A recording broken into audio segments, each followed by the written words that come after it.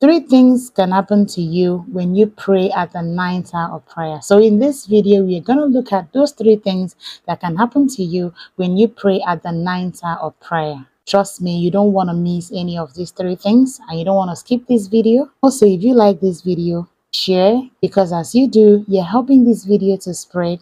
Thank you very much, and God bless you. What is the significance of praying at the ninth hour of prayer? Why should you pray at the ninth hour of prayer? Before we look into the three things that can happen when you pray at the ninth hour of prayer, we want to explain what is the ninth hour of prayer. The ninth hour of prayer is about 3 p.m. 3 p.m. in the day is a ninth hour of prayer. So what are the three things that can happen to you when you pray at the ninth hour of prayer?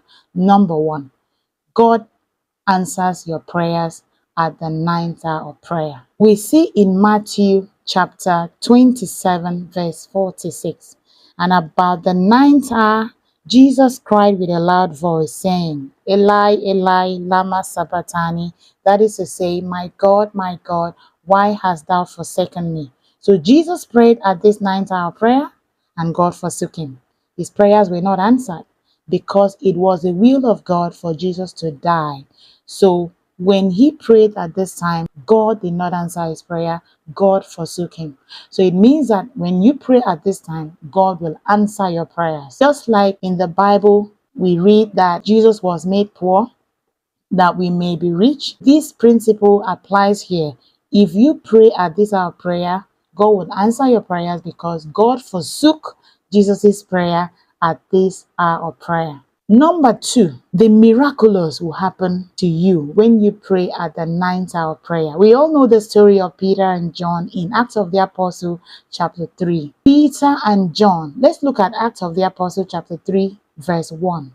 Now Peter and John went up together into the temple at the hour of prayer, being the ninth hour. So you see, it is at the ninth hour of prayer that Peter and John went to the temple. And as they were going, they met a lame man at Gate Beautiful, and the miraculous took place. Let's look at verse 6 and 7 and see what happened. Verse 6, Then Peter said, Silver and gold have I none, but such as I have give I thee. In the name of Jesus Christ of Nazareth, rise up and walk. And he took him by the hand and lifted him up, and immediately his feet and ankle bone received strength. You see in this verse that the miraculous happened. They performed a miracle. They healed the lame man at Gate Beautiful at the ninth hour of prayer. So this means that if you pray at this ninth hour of prayer, the miraculous is bound to happen. You're going to receive miracles at this hour of prayer. The third thing that can happen if you pray at the ninth hour of prayer is that you will experience angelic visitation. This is what happened to Cornelius. In Acts of the Apostle chapter 10, Cornelius was a devout man. He feared God greatly. He prayed always and gave alms to the people. Let's look at verse 3 to 4. He saw in a vision, that's Cornelius, evidently about the ninth hour of the day, an angel of God coming into him, saying unto him, Cornelius. So at this ninth hour of prayer, Cornelius experienced angelic visitation.